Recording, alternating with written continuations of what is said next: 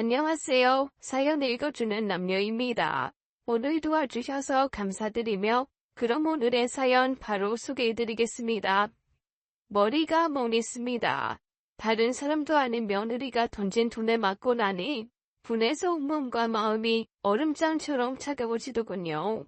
저 빌어먹을 것이 지금 감히 누구를 건드렸는지 똑똑히 알게 해줘야겠다는 생각과 함께 오랜 시간 묻어두었던 제 안의 불꽃에 불이 붙는 것 같았습니다.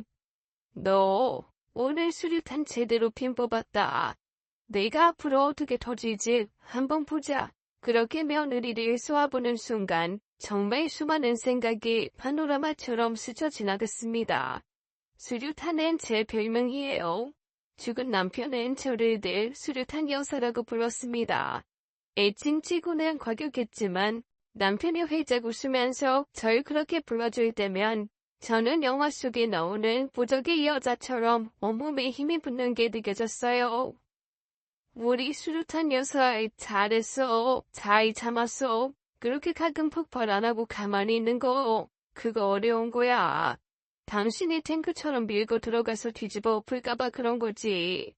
내가 진짜 아이고 당신 사고 칠까봐 내가 참았다. 잘했어. 우리는 아주 전진 커플이요. 수류탄과 탱크. 내가 그날 장모님 집으로 뛰쳐들어간 건 우연이 아니라니까. 우리 엄마도 대단해. 어쩜 그런 시절에 그렇게 대문을 슬쩍 열어둘 생각을 한 건지. 내가 그래서 아직도 돌아가신 장모님 생각하면 내 부모님보다 더 그립고 사무쳐. 아예 아주 심장에 오그락바그락해. 남편은 정말로 돌아가신 저희 엄마를 좋아했습니다. 사랑도 많이 받았고요. 물론 참 만남이 그렇게 훌륭하지는 못했습니다. 남편이 과격하게 데모하다가 잡힐 것 같으니 도망을 쳤고 그러다 뛰어들어와 몸을 숨긴 게 저희 집이었거든요. 죄송한데 잠시만. 일단 저 뒤에 수도가 가서 옷 벗고 쉬는 척이나 해요. 잡으러 온 사람들 오면 조카가 쉬고 있다고 할 테니까. 감사합니다. 정말 감사합니다. 우리 같이 늙어 분만 내는 사람들 대신해서 싸워주는데 시키고 숨기고 밥 먹이는 건 해야지. 아직 밥도 안 먹었죠? 먹고 가요. 당시 중학생이던 저는 하루가 멀다 하고 집 앞 큰 길에서 터지는 최루탄 때문에 밖에 나가 놀지도 못하고 집에만 박혀 있었습니다. 어머니는 밖이 시끄러운 날이면 문을 걸어 잠그는 다른 집들과는 달리 대문을 살짝 열어두셨는데 그 열린 대문 사이로 뛰쳐들어와 덜덜 떠는 학생들을 먹이고 씻기고 입혀서 내보낸 게 한두 번이 아니었죠. 그리고 이 중 한 명이 나중에 저랑 결혼을 한 남편이었고요. 남편과 저는 소위 운동권 커플이었습니다. 나이 차이는 많이 났지만 어렸을 때부터 집에서 그리고 대학 들어가자마자 시작한 연애에서 듣는 얘기는 늘 같았기에 자연스레 부리는 참지 말고 응징한 짓버리게라는 생각을 머리에 담고 살게 되었죠. 시대가 변하면서 데모의 분위기도 달라졌지만 언제건 머리에 띠묻고 소리를 질러야 하는 일은 벌어지더군요. 매 시절 억울한 사람은 있고 누군가는 그들을 위해 싸워주기도 해야 했으니까요. 하지만 열렬하게 세상을 향해 주먹을 쥐던 저희들도 시간이 가고 아이가 태어나서 대의적 삶보다는 수수한 생활에 더 신경을 쓰는 그런 날을 맞이했습니다. 데모하던 때의 분기탱전은 어느새 추억이 되고 다만 그때의 성질과 성격은 남아서 가끔 부부싸움에 일어나 드러나곤 했죠. 오랜 연애와 늦은 결혼 그리고 결혼하자 태어난 아들을 남편은 복순보다 더 사랑했습니다.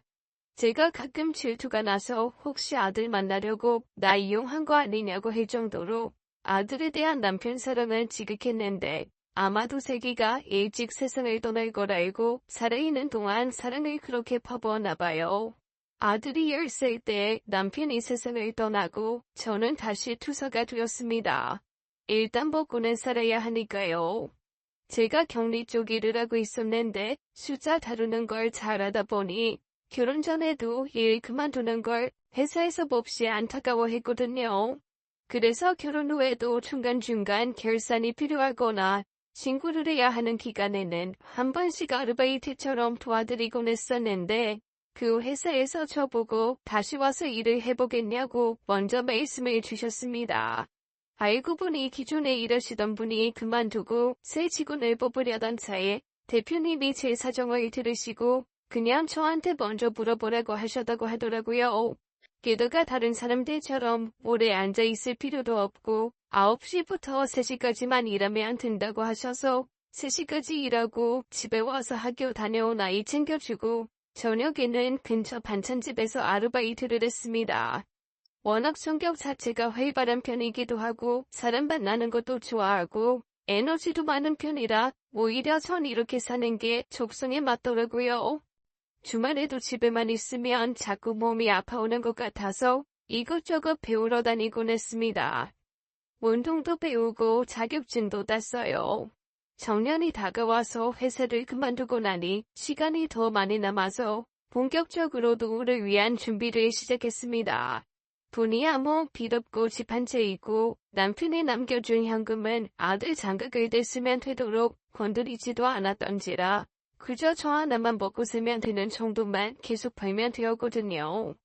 더 나이 들면 연금도 나올 거고 더 늙으면 있는 집 그냥 무기지론으로 돌려서 자식한테 손 안 벌리고 살려련이었습니다. 그래서 제 노후 준비는 건강하고 즐겁게 일을 할 수 있는 것을 찾는 것이 목적이었죠. 바크골프도 배우고 일종 면허도 따서 유치원 통학 차량 운전도 했습니다. 그리고 요양보호사도 공부해서 자격증을 땄죠. 그중 요양보호사 자격증은 4달을 꼽아 공부하고 실습도 나가면서 정말 노후를 위해 착실히 준비해보겠다는 마음이었어요. 엄마는 너한테 손 안 벌려. 너 엄마한테 용돈 안 줘도 돼. 대신 너도 나한테 큰 거 바라지 마. 너희 아빠가 너 위에 남겨둔 돈으로 딱 아파트 작은 거 하나 해줄 테니까 그것만 가지고 시작해. 엄마, 나 그것도 필요 없어. 엄마 무슨 일 있을지 모르니 가지고 써. 그리고 내가 언제 장가를 갈 줄 알고 그걸 그냥 묵혀. 엄마 필요하면 써요. 저는 제가 알아서 살게요.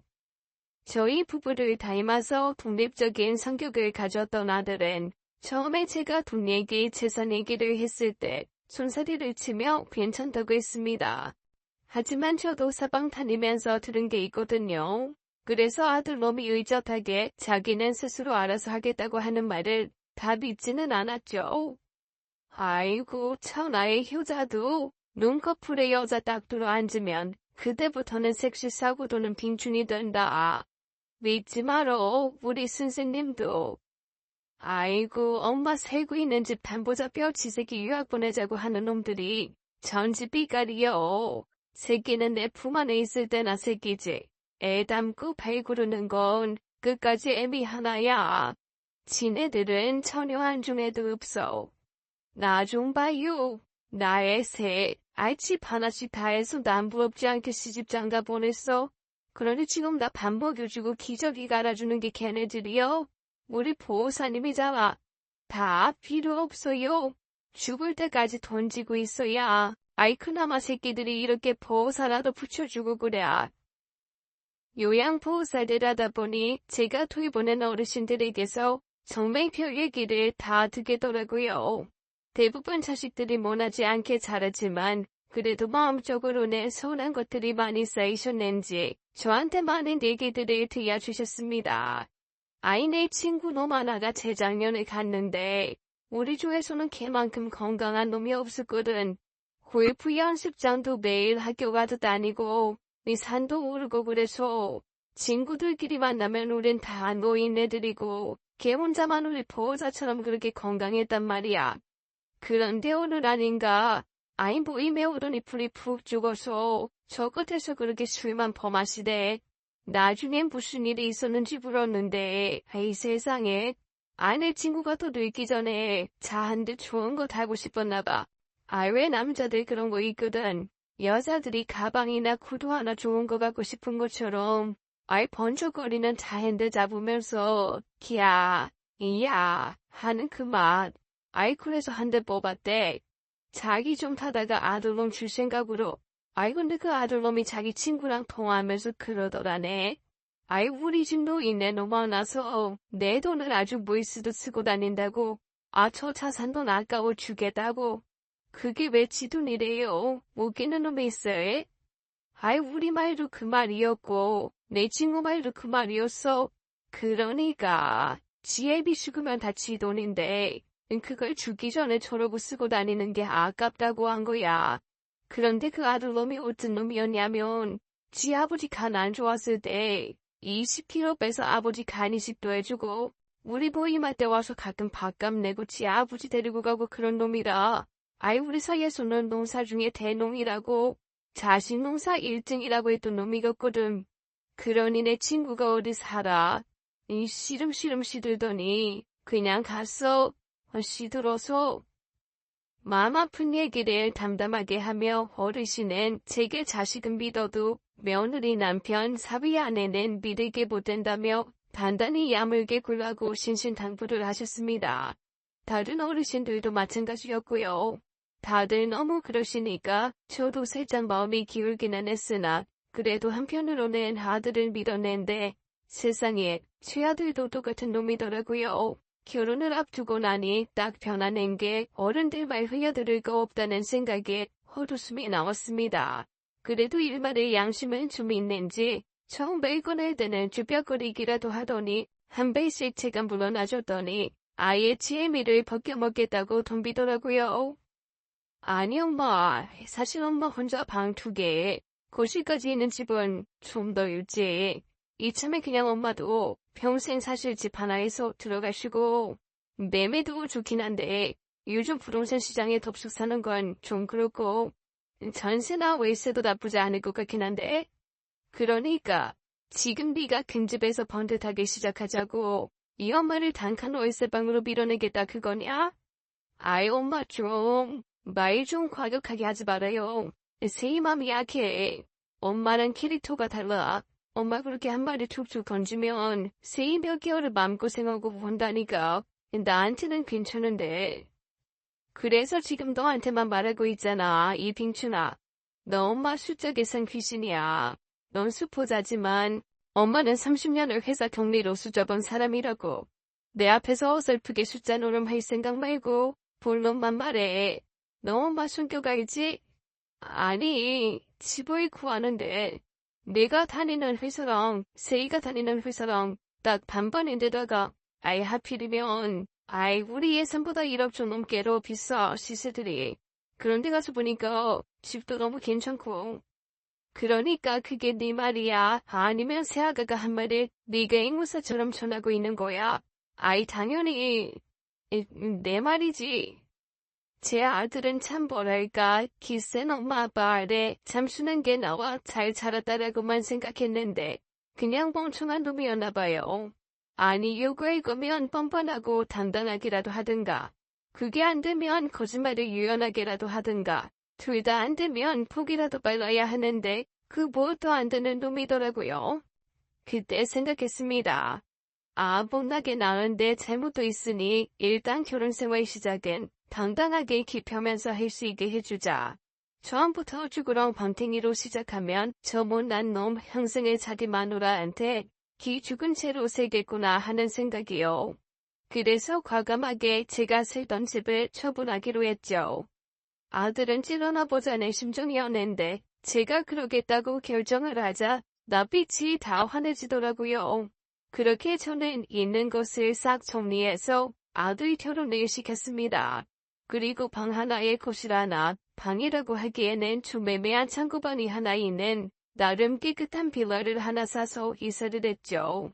아무리 생각해도 전세나 월세는 좀 불안해서 아들에게 줄 돈 중 5천을 추려 매매로 이사를 했습니다.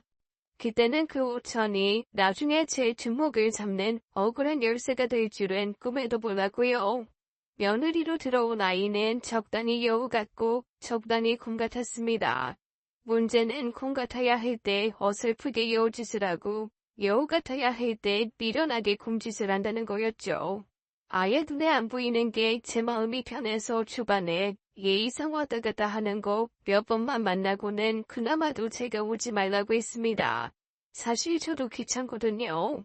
아들이야 제 새끼니까 못나고 빙중 맞아도 보면 또 먹이고 싶고 애틋한데 며느리까지는 아직 그 마음이 안 드는 것도 사실이고 오전 오후로 나눠서 요양보호사 일하고 쉬는 날에는 파크 골프 치고 유치원 버스 운전 그만둔 후 시작한 야간 학원 재운전까지 하면 저도 처음에 집에서는 잠만 자는 생활을 하는 것이다 보니 집에 혼자 어쩐다 하는 것도 귀찮더라고요.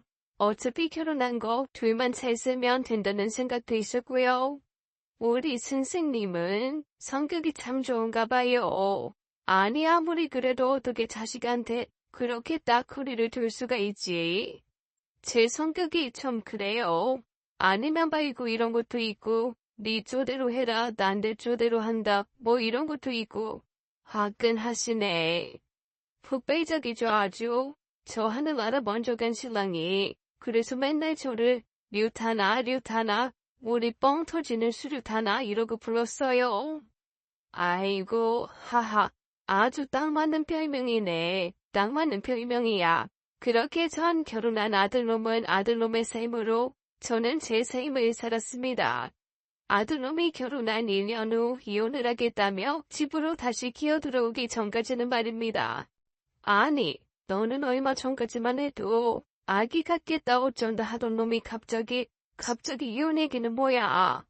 아이 몰라요 엄마. 나도 머리가 너무 복잡해. 그러니까 자꾸 물어보지 말아요.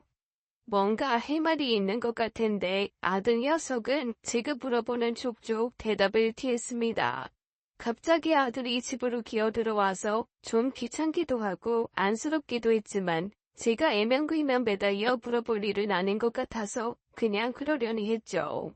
제 성격상 며느리한테 전화해서 무슨 일이냐, 너희 왜 그러냐 묻는 타입도 아니고요. 물어보지 말라고 해서 그냥 가만히 있었는데 며느리는 저랑 생각이 달랐나 봐요. 아들이 집으로 밀고 들어온 지 3일째 되던 날인가 오래 보살폈던 할머니 집에서 요양부부 일을 하고 있는데 전화가 왔더라고요. 처음에는 폰에 이름 뜬 거 보고 아이고 이제야 네가 전화를 하는구나 하는 괘씸함이 준비해 와서 안 받았는데 바로 다시 또 전화가 오더라고요. 그래서 받았죠. 응 그래. 어머니 그 사람 왜 안 보내세요?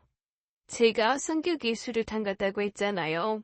그러다 보니 어지간한 말에 별로 돌아는 것도 없고 잔신경질도 없고 여자치고는 예민하게 바르르 끓어오르는 것도 없습니다.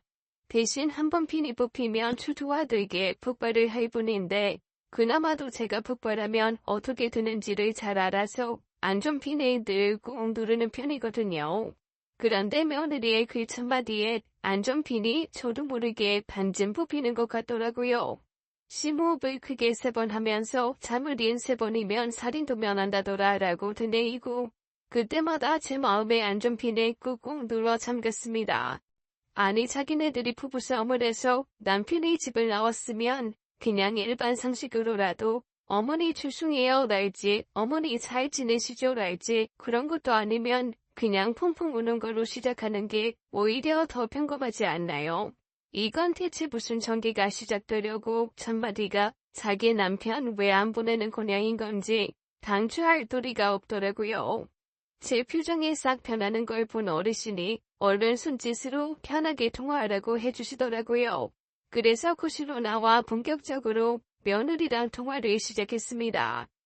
다짜고짜 왜 안 보내냐니 난 네가 무슨 말 하는지 모르겠다. 그 사람 말 좀 들어주세요 어머니. 본인도 얼마나 힘들면 그러겠어요. 자존심도 상할 거고. 이번 한 번만 어머니가 좀 도와주세요. 이건 또 무슨 소리인지 멍해지더라고요. 그게 무슨 소리야? 너희 이혼한다며. 이혼할 거라 떨어져 나온 거라며. 이혼이요? 누가요? 그 사람이 그래요. 며느리 목소리에 당황이 잔뜩 묻어나왔습니다. 그리고 황급히 전화를 끊더라고요. 며느리 전화를 끊고 바로 아들에게 전화를 걸었는데 통화 중이었습니다. 누구랑 전화를 하는지는 뻔했죠. 왜? 아들 며느리가 속 썩여? 속은 지금부터 썩일 것 같고요. 현재까지는 미스터리예요. 아, 미스터리? 아들이 있어요? 아니요, 미스터 2가 아니고 뭐가 복잡하다고요. 둘이 사는데 한 놈은 이혼하겠다 하고 다른 애는 이혼 사실을 모르네요. 그거 묘하네. 아유, 우리 보호사님, 속이 시끄럽겠어. 평생 이것저것 다 겪으면서라도 속이 시끄럽다는 느낌은 받아본 적이 별로 없는데 처음으로 속이 시끄럽더라고요. 오죽하면 어르신이 드시는 맛있는 소화제들 하나 다 얻어 마시기까지 했습니다. 저답지 않게 아들에게 다시 전화를 걸었죠.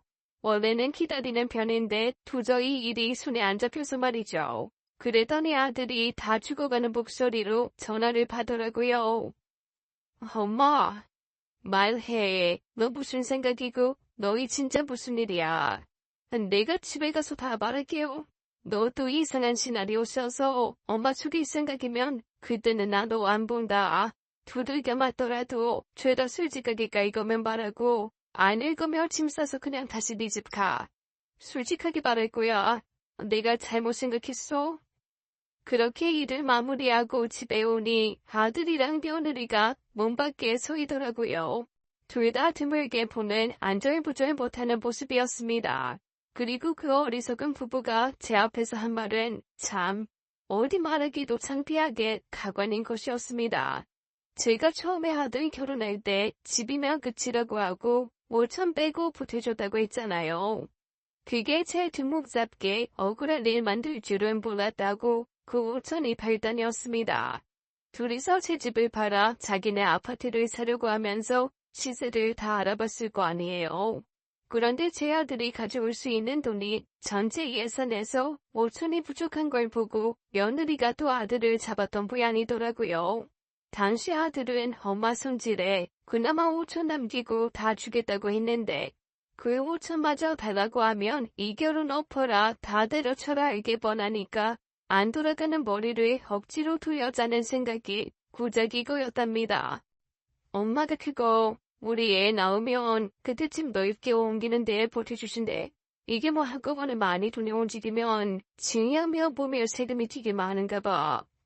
아니, 상세조사 없이 성의 없는 거짓말을 한 놈도 문제지만 증여와 상속 세금 이런 말이 나왔을 때 의심 한 번 안 하고 수근해도 이상한 거 아닌가요? 그 바보와 이상한 애가 제 아들 며느리인 게 기가 잘 도르시지만요.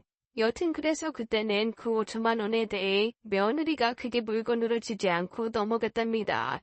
아들이 애 얘기를 했던 건 며느리가 결혼 초부터 자기는 아이 생각이 없다. 네가 장남이고 외아들이기는 하지만 난 결혼하고 적어도 5년에서 7년은 일하다가 그때 돼서 안정이 되었다는 생각이 들면 아이들이 나올 거다라고 했어서 그 기간 동안 정도면 자기가 어떻게 딴 주머니 차서라도 5천 정도는 모으겠다 싶었답니다. 정 안 되면 몰래 대출이라도 받을 생각이었다나요? 그런데 글쎄 며느리가 임신을 했다네요. 이런 일이 전제로 끊이지 않고 아기를 가졌다고 했으면 제가 얼마나 기뻐이겠습니까?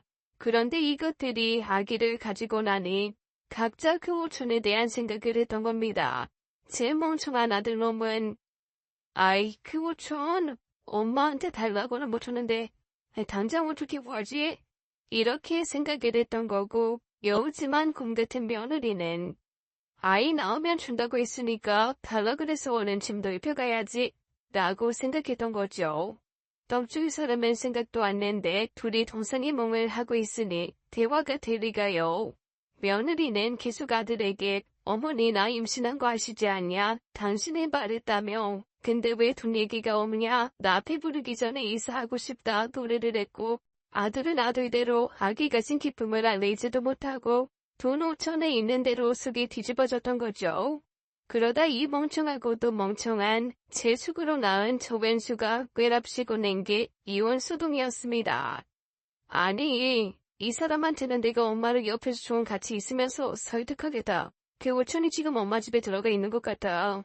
약속을 하신 거기는 하지만 나도 아들 입장에서 엄마 집 동의하고 나 산 아파트 보탤 돈 해달라고 하기가 좀 그렇다고 말을 한 거지. 난 줄 생각이 1도 없는데?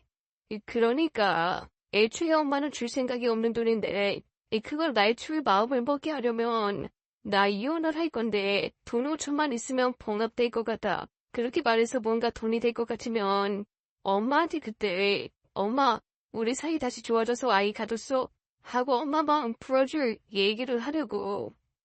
와, 머리 뚜껑 확 열리대요. 진짜 손바닥이 얼얼할 정도로 아들의 등짝을 내리쳤습니다.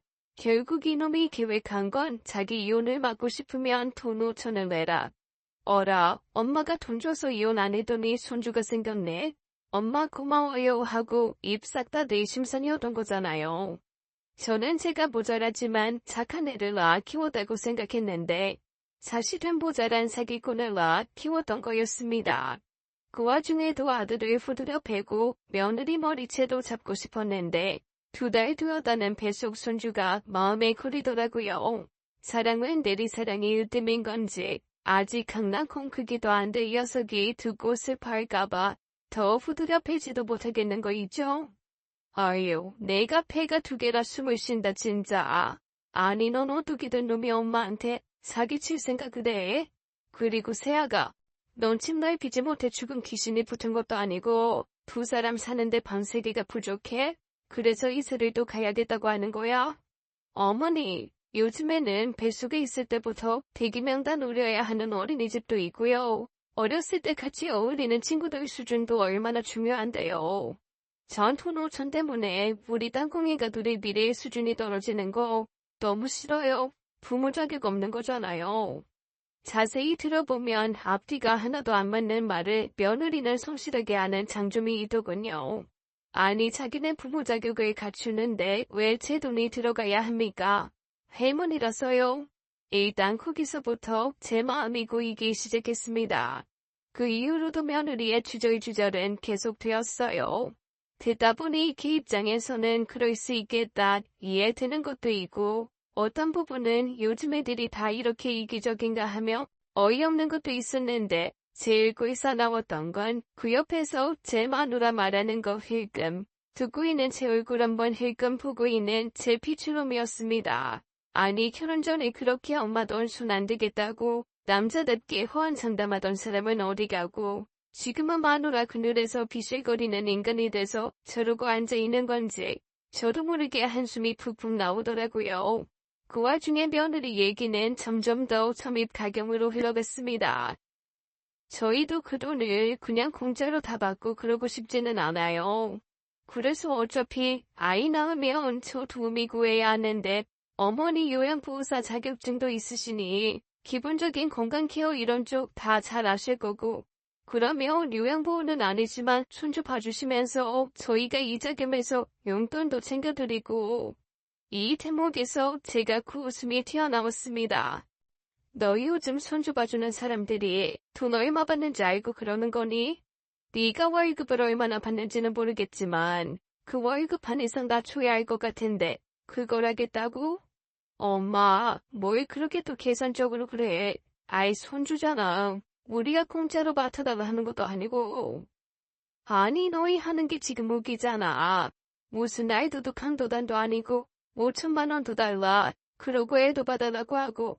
그런데 5천에 대한 원금이자 주는 대출도 아니면서 애 보는 돈은 또 거기에 대한 이자라고 하고. 너희가 들어도 너무 어이없는 발전 안 아니니? 여느 시어머니처럼 한숨 쉬면서 그래도 내 아들 며느리가 편해야 하니까 하고 받아들이는 게 아니라 숫자 따박따박 따져가며 반박을 하니 둘 다 아무 말도 못하더라고요. 그런데 참애미라는 게 그렇더라고요. 기세게 할 말 다 하면서도 제 눈은 계속 아들을 흘금이고 있었습니다. 사실 제 말이 구구절절 다 맞아도 둘 다 반박은 못하죠. 그럼에도 엄마가 좀 쳐줬으면 좋겠다, 도와줬으면 좋겠다 하는 표정이 가득한 그 얼굴. 그걸 보고 있자니 제 마음이 더 안 좋아졌습니다. 그리고 죽은 남편이 종종 했던 말이 떠오르더라고요. 이봐 수류탄 녀석, 나는 당신의 전투적인 면을 사랑해서 이날 이때까지 예쁘다, 곱다 사는데 말이야. 사실 알거든. 당신이 아내는 몹시 코스모스 같은 면이 있다는 거. 가끔은 말이지. 그 코스모스 좀 한들거리면서 에이 한 번쯤은 그냥 좀 넘어가지고 그래. 어떻게 사람이 평생을 전사로 살겠어? 때로는 흙에도 좀 묻어가고 바람에도 좀 실려가고 그래야지. 아니 하필 그때 그 말이 생각나면서 지금이 그 묻어가고 신어갈 때인가 하는 마음이 드는 건 왜랍니까? 죽는 그날까지 아들이라면 벌벌 떨면서 사랑을 퍼부었던 남편이 제 옆에서 슬그머니 아들 편 좀 들어주라고 하는 것 같기도 해서 일단 그날은 둘을 들여보냈습니다. 그리고 계산기를 꺼내 미친 듯이 두들기며 밤새 이런저런 상황을 고려했죠. 너 퇴근하고 니처랑 집에 좀 와. 엄마 할 말 있어? 엄마, 나만 갈게. 저 사람 입도 때문에 어젯밤에 내내 토하고 잠도 못 자서 오늘 회사에 연차내고 집에 있거든. 입덧이 심해. 그제야 아들이 어제 안 했던 얘기를 또 주절주절 하더라고요. 임신 초기이기는 하지만 며느리가 워낙 예민해서 입덧도 다른 사람보다 빠르고 열도 잘 오르고 해서 병원에서도 주의하라는 얘기를 많이 들었던 모양입니다. 그래서 아들이 옆에서 붙어 있으려다가 자기 마누라 마음을 편하게 해주는 건 분이다 싶어 그놈이 그런 짓을 벌인 거였더라고요. 그날 저녁 저는 아들에게 집을 팔아서 옮기는 건 못하고 내가 이 집을 담보로 해서 5천만 원을 해주겠다고 했습니다. 그리고 며느리만 괜찮다고 하면 일주일에 한두 번 사는 집에 가서 살림을 도와주겠다고 했죠. 솔직히 두 번째 건 며느리가 싫다고 할 줄 알았습니다. 저도 제 꾀에 제가 빠진 거죠. 시어머니가 들락거리는 거 뭐 좋고 편하겠나 싶은 데다 어차피 돈 해주는 거 좀 더 폼나게 주거나 하나 더 얹어보자 하는 마음이었는데 아니 그걸 홀라당 둘 다 받더라고요. 솔직히 좀 당황스러웠지만 어쩌겠어요. 제가 뱉은 말이니 지켜야죠. 그렇게 아들은 저한테 내름 받아간 5천에 그동안 그래도 좀 모은 게 있었는지 그거에 대출 좀 더 받고 해서 넓은 방 3개에 큰 거실과 부엌이 있는 집으로 이사를 했습니다. 그 와중에 며느리는 몸이 안 좋고 안정을 해야 한다며 병원에 입원을 하는 바람에 이사도 제가 했네요. 아마 그쯤부터였던 것 같아요. 제가 돌봐드리는 어르신들이 절 수류탄 여사에서 불발탄 여사라고 부르신 게 말이죠. 에이, 펑펑 터지는 수류탄인 줄 알았는데 이 PCC카는 불발탄이구만. 아주 자식한테 꼭 매였어요. 아니 어쩌려고 그런데 진짜 나중에 이 나이 돼서 더 서럽고 고생해.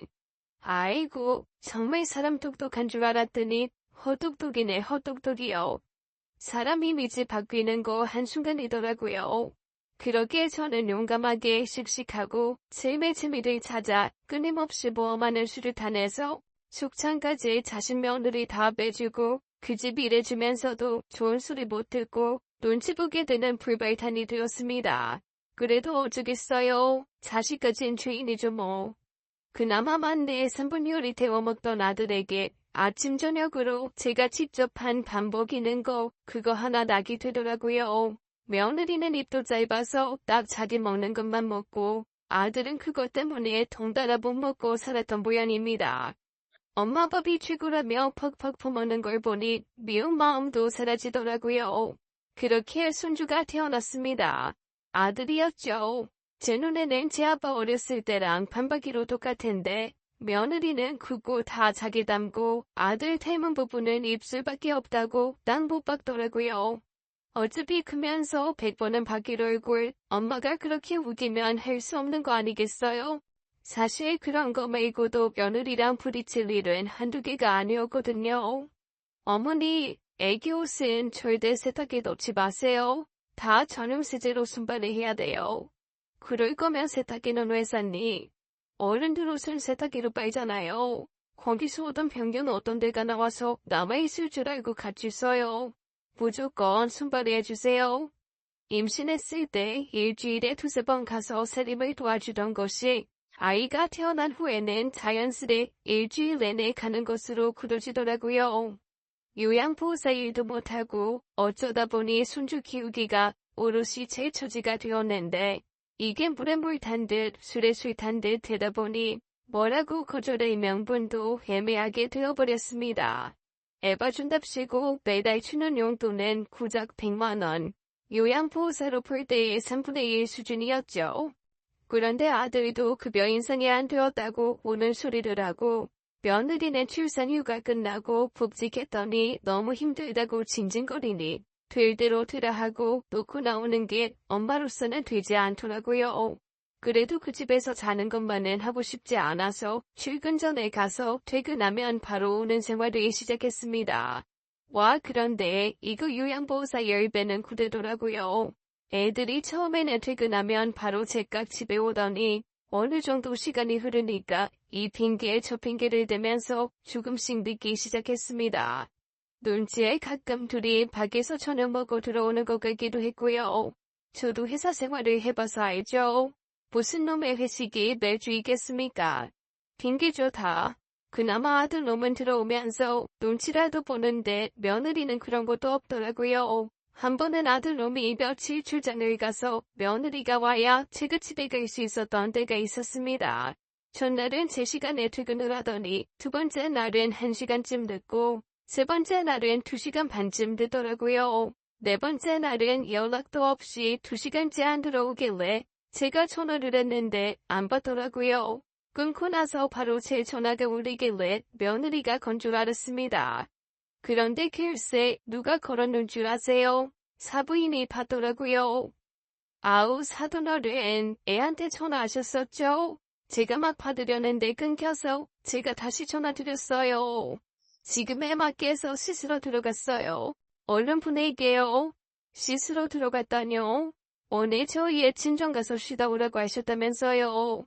회사 휴가 내고 세상에 너무 감사해요. 안 그래도 독방 육아에 애 이유식도 만들어 먹이고 회사 일하면서 그냥 좀 대충 사 먹이고 하면 좋은데 애가 또 그런 성격이 아니잖아요.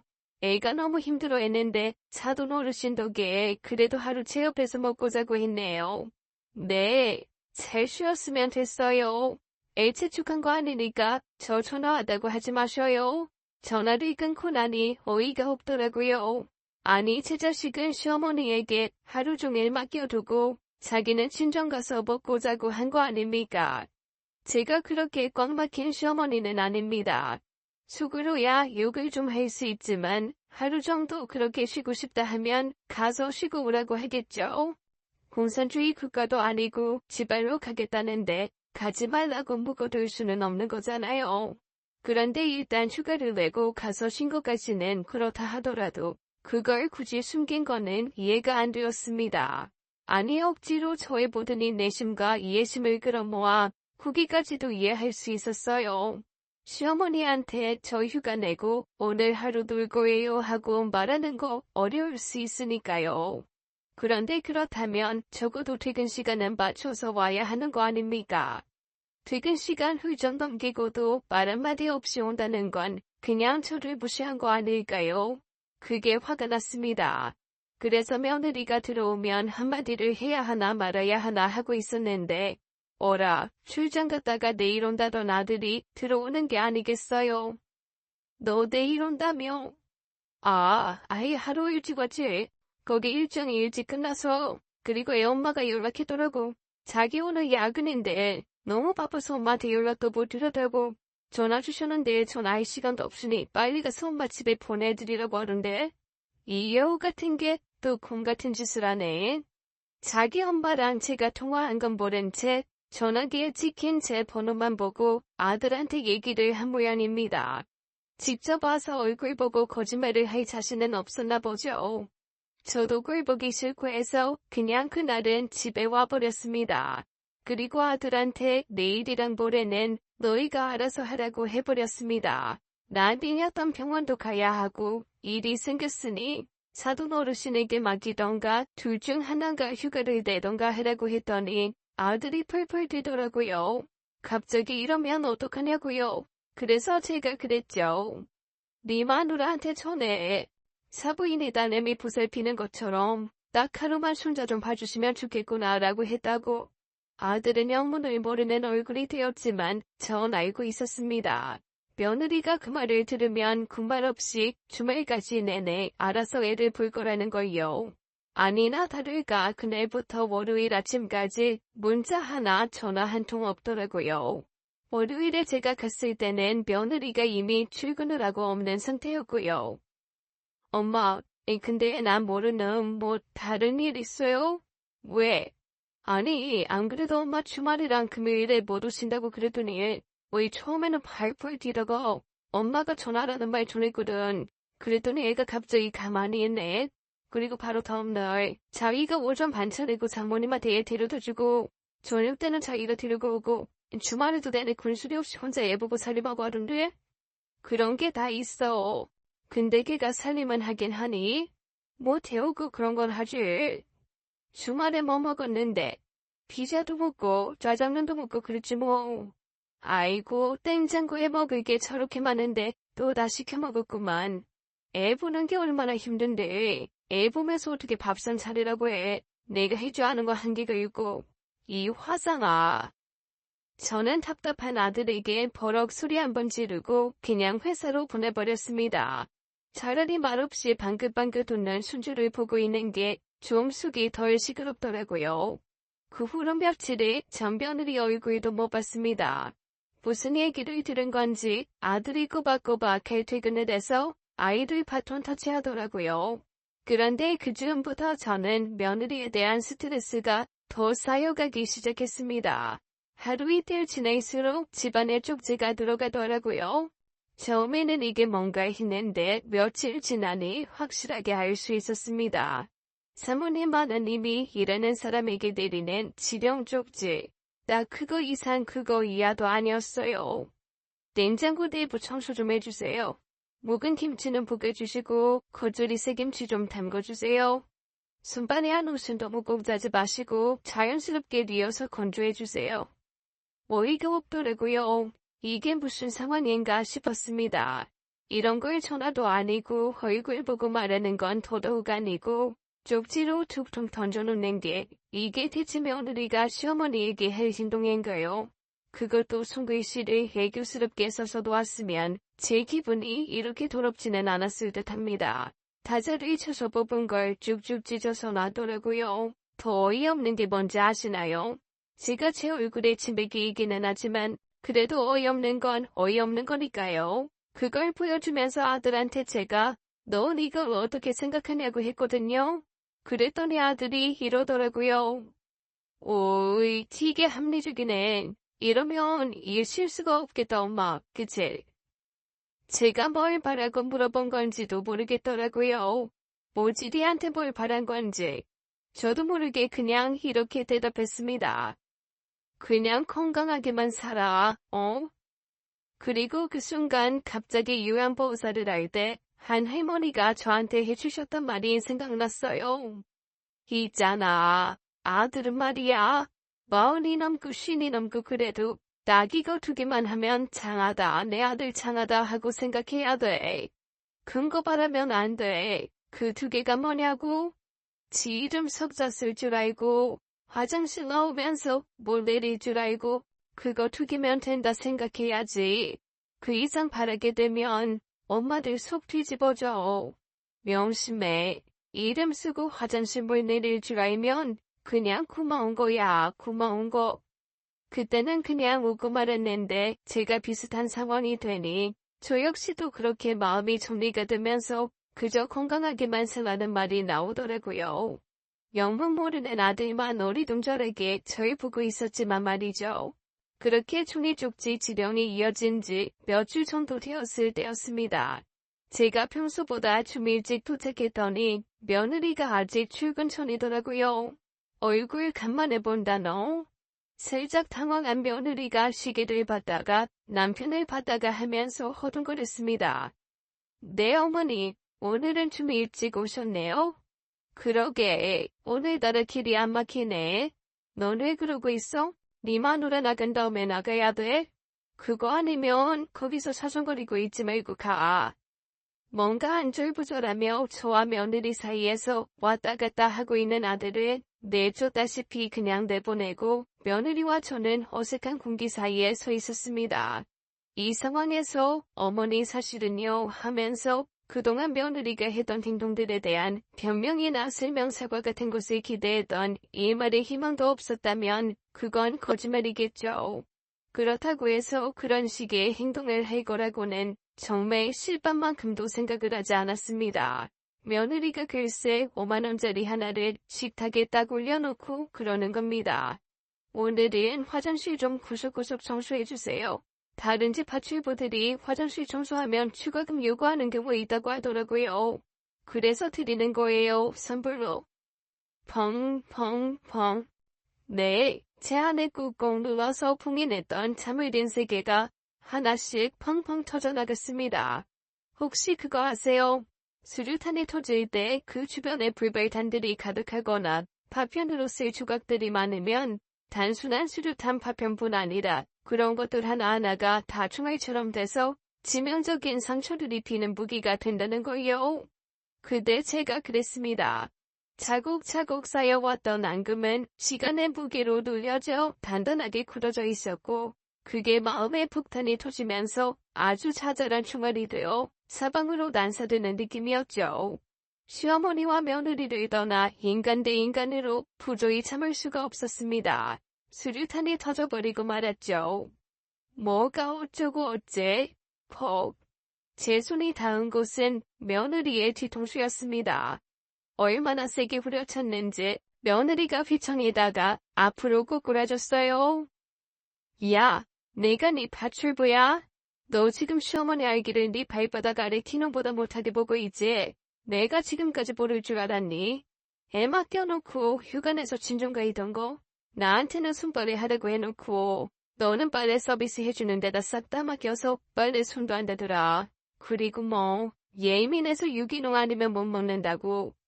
야, 요 앞에 MSG 한 대박씩 넣는 떡볶이집에서 나한테 그러더라. 왜 요즘에 며느님 안 오시냐고.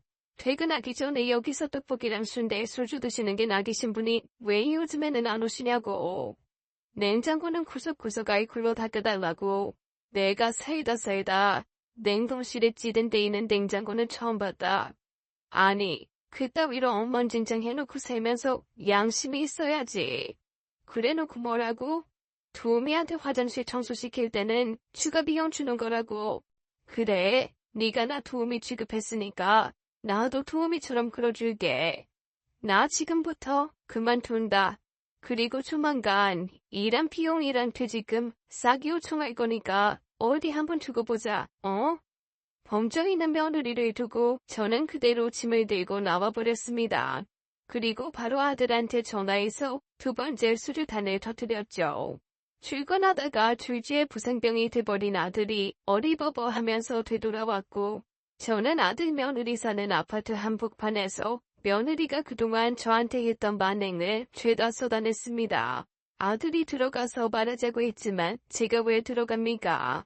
어차피 돈도 제 이름으로 대출해준 거라 받을 길 없고 마리아 비용에 퇴직금 얘기했지만 제가 고용계약을 하고 들어간 것도 아니고 그걸 어떻게 받겠어요. 그냥 술이나 벅벅 질러서 망신을 주는 수밖에요. 아두놈까지 후레자식 만드는 건 제 얼굴 침뱉기라 속상하긴 했지만 사실 냉정하게 따지면 똑같은 놈들이니까요. 망신도 좀 당해봐야 반성이라는 것도 하지 않을까 싶은 마음에 그냥 있는 대로 내질렀습니다. 어머, 저 집 안 그래도 어머니 성격 참 좋아 보이셨는데 많이 참으셨나 보다. 거기지, 인사 잘 안 하는 애기 엄마 있는 집. 이래서 사람은 평소에 잘해야 합니다. 아무리 정없이 남처럼 산다는 아파트지만 전 또 그런 성격이 아니거든요. 음식도 하면 푸짐히해서 관리사무소도 갖다주고 경비실도 갖다줬고요. 손자들이고 산책하면서 만난 어르신들에게는 요양보호사 경험세여서 이런저런 조언도 해드렸습니다. 그 어른들의 자녀들이 나중에 연락해서 감사하다고 인사 들은 적도 있고요. 그리고 혼자 사시는 분들 접촉하시니까 가끔 제가 애 데리고 돌아가기도 했습니다. 아무래도 아들 며느리 집엔 남들이는 게 아닌 것 같아서 제가 데리고 다녔죠. 저 나름 그 아파트 단지에서도 인기 있는 할머니였거든요. 인사도 없이 뿔뿔거리고 다니는 며느리보다야 훨씬 더 말입니다. 그러니 당연히 이웃들팔이 어디로 굽겠어요. 저한테 굽겠죠. 처음에는 들어가서 얘기하자고 절 잡아 끌던 아들이 포기했는지 아니면 자기도 듣다 보니 지 마누라가 너무하다는 생각이 들었는지 잠잠해지더라고요. 그래서 그때 회심의 한 방을 날렸죠. 야, 파출부들한테 그렇게 하는 거라면서 5만 원 주고 화장실 청소하라고 하더라. 넌 이건 어떻게 생각하냐? 아, 잘못했네. 내가 지금 목이 아파 일일이 다 말 못하는데 딱 기다려. 네 엄마 수시 쪽에 대자보 좀 썼던 여자야. 아주 좋은 아파트 벽에 대자보 쫙 붙일 거니까 너희 아주 단단히 각오해. 알았어? 계좌보는 무슨 대자보를 붙입니까 제가. 그만한 전지를 이제는 어디서 사야 하는지도 모르는데요. 그냥 한번 실어본 거죠. 그런데 제 미련한 아들놈한테 아주 깊이 박혀있는 것 중 하나가 우리 엄마는 한다면 한다였나 봐요. 아주 그날 자기 집에 가서 마누라를 처음으로 잡은 모양이더라고요. 그리고 어차피 엄마가 대자보 써서 붙이면 우리 여기서 못 산다. 이미 동네 망신이라며 펄펄 뛰어답니다. 결국 어떻게 되었는 줄 아세요? 아들 내외가 그 집을 팔았습니다. 그리고 자기 친정 근처에 집을 줄여서 다시 얻었더라고요. 앞으로 순자는 사부인이 보게 되실 것 같습니다. 아, 저한테는 5천만 원의 퇴직금 1,000만 원 가지고 왔더라고요. 제가 그 이후에 한 번 더 협박했거든요. 두 사람 회사 인사팀에 이런 후레 자식들이 있습니다 하고 써서 보낼 거라고요. 나 한다면 한다. 수류탄 던진다고. 그 말에 둘 다 몹시 겁을 먹었나 봅니다. 아주 제깍 분을 가져왔길래 제가 그랬어요.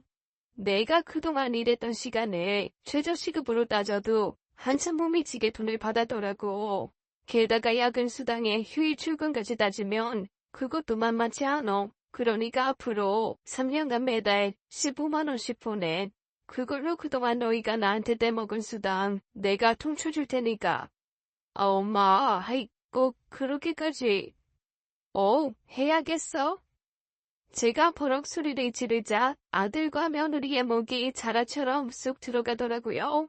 아니 그러니까 진작 좀 알아서 잘하면 오죽 좋습니까? 꼭 이렇게 윽박을 한 번씩 질러야 말들을 들으니 저는 다시 요양보호사 일을 시작했습니다. 아들이 살던 아파트에서 친해진 어르신들이 요청하신 분도 있었고요. 기존에 다니다가 손자 봐주느라 그만뒀던 곳에서 다시 와달라고 하신 분들도 있었습니다. 그리고 그분들에게 저는 제대로 수류탄 던진 전사가 되었죠. 저한테 대리만족 느끼신다는 분도 있었고 아무리 그래도 아들 며느리한테 너무 박하게 했다는 분도 계셨지만 뭐 사람은 각자의 사정이라는 게 있는 거니까요. 어차피 저 죽으면 제가 쓰고 남은 거 다 걔네한테 갈 건데 받고 나면 좀 덜억울하지 않을까요? 일단 저는 저 사는 동안에는 계속 펑펑 터뜨리면서 살아보려고요. 오늘도 며느리가 15만 원 보내는 걸 잊었길래 바로 문자 보냈습니다. 앞으로는 늦을 때마다 이자 붙일 거야. 아니나 다를까 바로 들어오더라고요. 돈 들어왔으니 오늘은 집에 가는 길에 국이나 사가야겠습니다. 안 그래도 앞집에 혼자 사는 할머니 계시던데 같이 구워 먹을까 싶어서요. 저도 뭐 아들 며느리가 용돈 줘서 그걸로 국이 샀다고 자랑이나 해볼까 해요. 남들이야 내 맘 모르니 부럽다고 하겠죠? 부럽다고 하면 이렇게 대답하려고요. 다들 나름의 속사정이 있겠죠? 그러니까 부러워 마시고 그냥 콩자국이나 드셔요. 라고 말입니다. 그러니까 그 모습만 보고 남 부러워 말고 각자 자기 안에 수류탄이나 하나씩 품고 살자고요. 참으면 병듭니다. 알아주는 사람도 없고요. 함부로 터뜨리면 나도 죽고 남도 죽지만 한 번씩 안전핀 돌걱거리며 나도 손질 있거든. 나도 푹 바르면 무섭거든. 나도 화내면 장난 아니거든. 하는 걸 보여줄 필요는 있더라고요. 우리 며느리 보세요. 아주 요즘엔 저 멀리서 올 때부터 어깨에 딱 좁히고 종종 걸음으로 와서 납작 엎드린다니까요. 곰 같은 짓을 할 줄 아는 여우가 된 거죠. 여튼 한동안 불배탄으로 빌빌거렸던 저 다시 역전의 수류탄 여사로 부활했습니다. 앞으로 남은 인생 한번 활활 태우면서 살아보려고요. 인생 뭐 있나요? 내 마음대로 내가 하고 싶은 거 하면서 대신 피부는 지켜야겠지만 법이 허락하는 안에서는 해거 다 해보고 사는 거 그게 인생 아니겠어요? 적어도 저는 그렇게 생각합니다. 그렇게 살고 있고 앞으로도 그렇게 살아보려고요. 지금까지 사연 읽어주는 남녀였습니다. 끝까지 함께 해주신 여러분 감사드리며 저희는 다음 사연으로 돌아올게요. 감사합니다.